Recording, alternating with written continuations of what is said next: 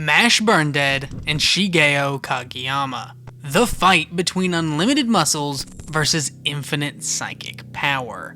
And spoiler alert, the guy with the black hair, bowl cut, and Giga Chad grind set is coming out on top. So, hold on a minute. Yes, the results are in. Saitama, in the case of 16-year-old Mash, you are the father. And for 15-year-old Mob, you are also the father. Yeah, that lines up. Just roll the card.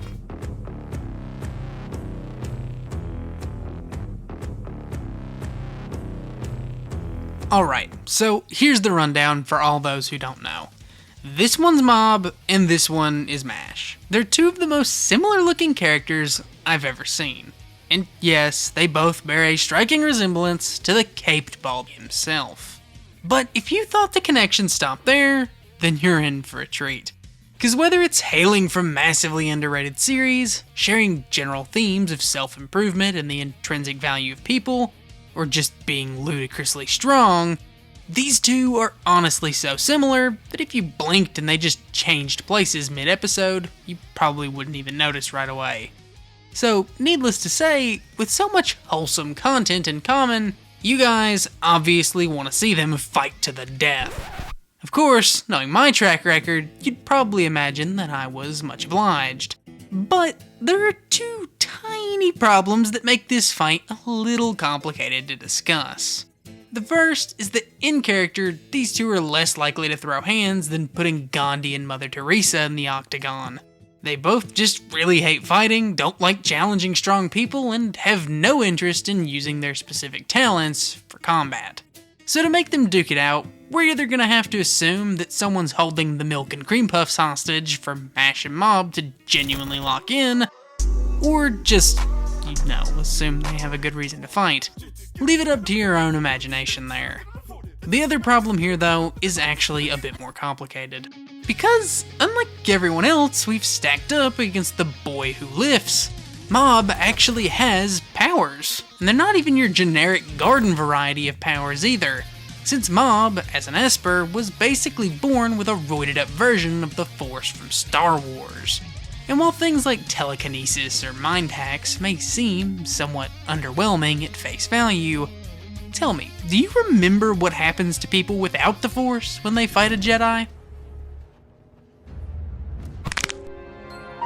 Yeah, seems like there's a reason why most psychics have to fight other psychics, since when they don't, it effectively results in every single stat, barring one, being made entirely irrelevant.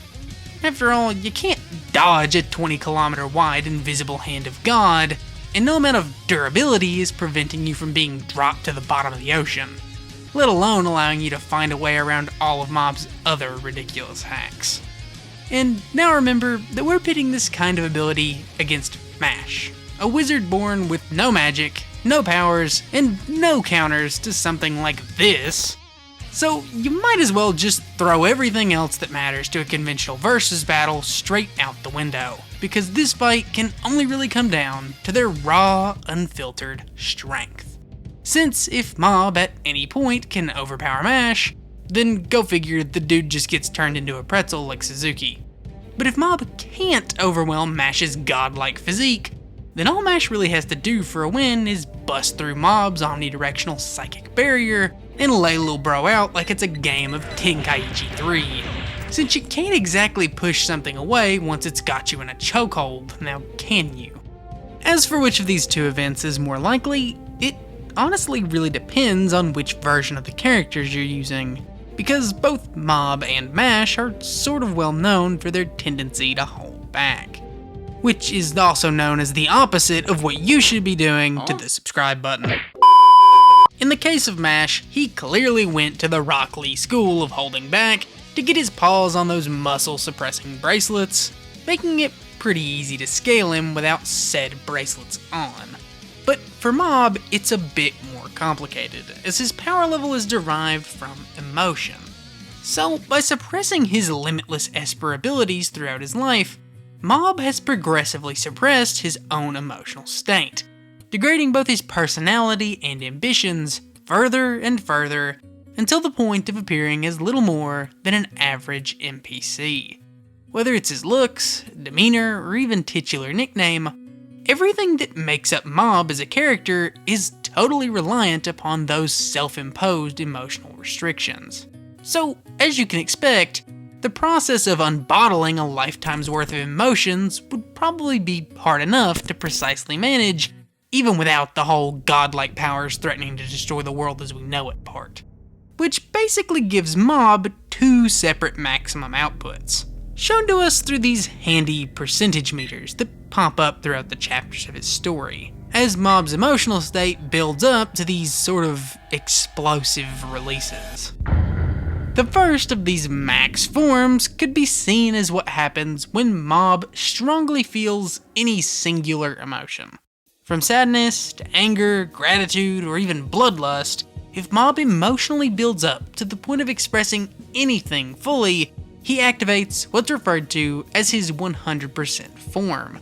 And from casually destroying entire cities with the swipe of a hand, to causing massive earthquakes by standing around, or even condensing the power of 2 Tsar bombs into a singular broccoli seed, creating this giant piece of broccoli that we can theoretically measure out to some odd 300 million tons.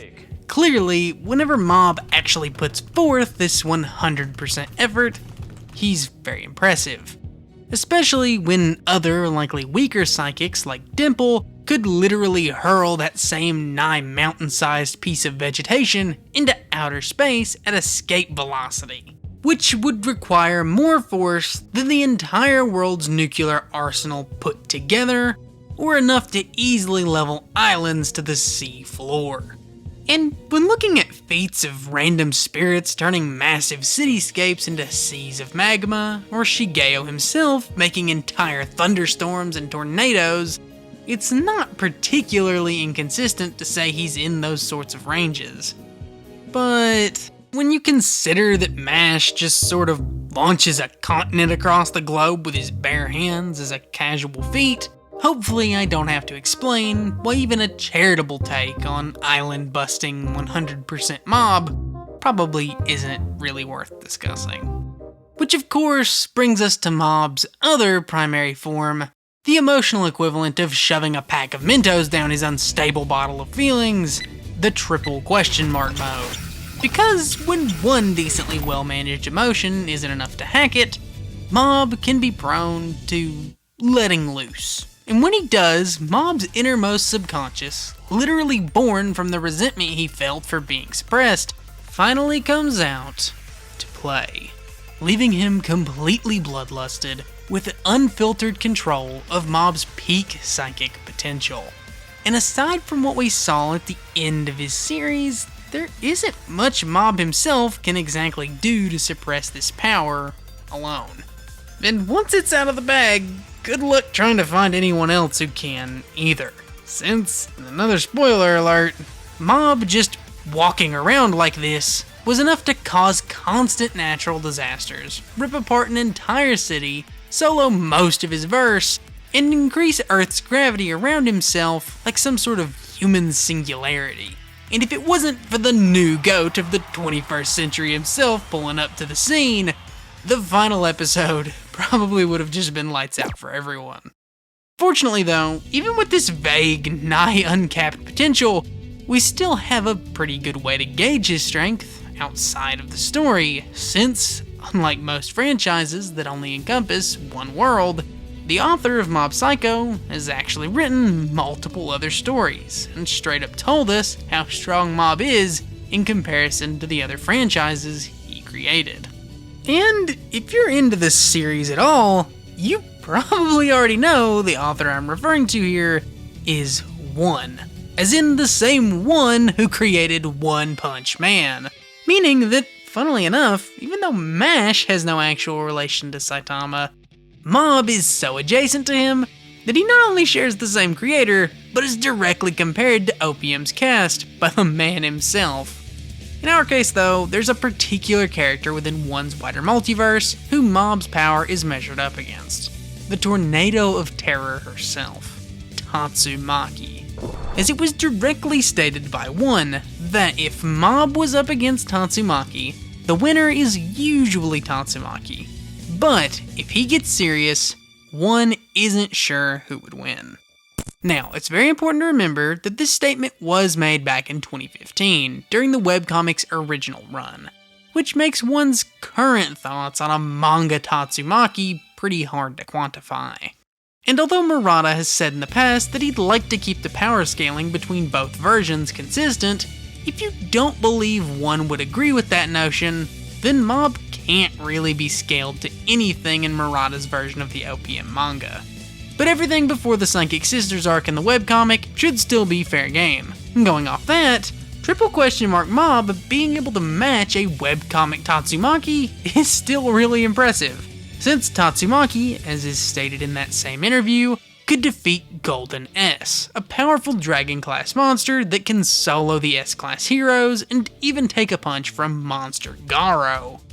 And in general, aside from Boros, Garo, Blast, and the One Punch Man himself, Tatsumaki is basically the strongest character in the webcomic as the number 2 S-class hero, especially without all the monster association or extra-dimensional god subplots floating around.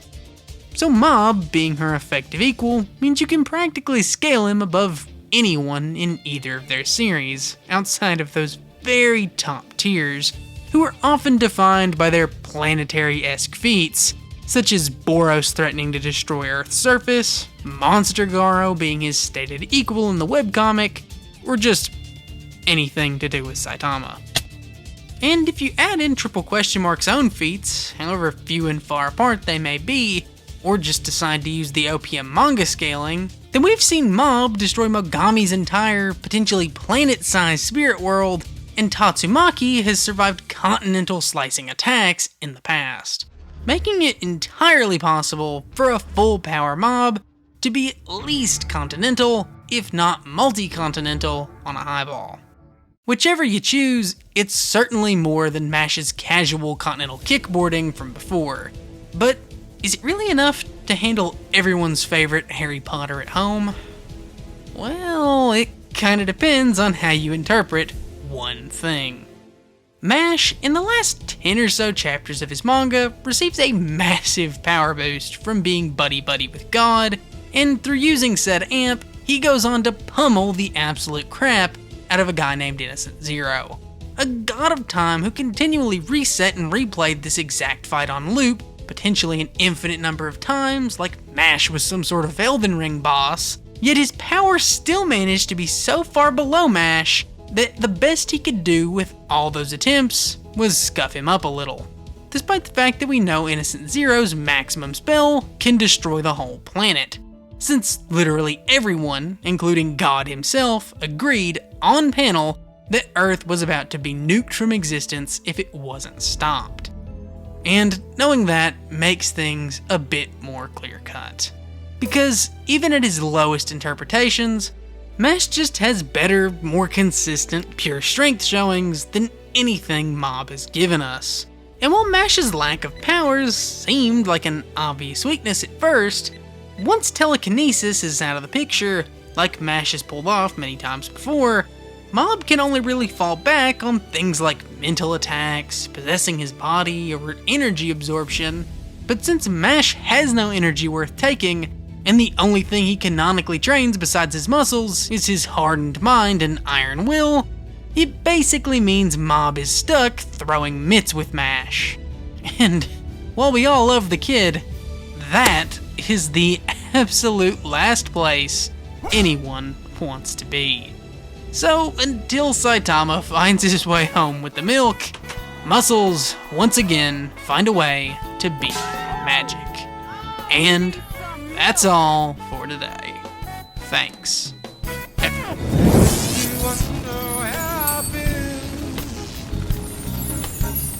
Search to find a love within.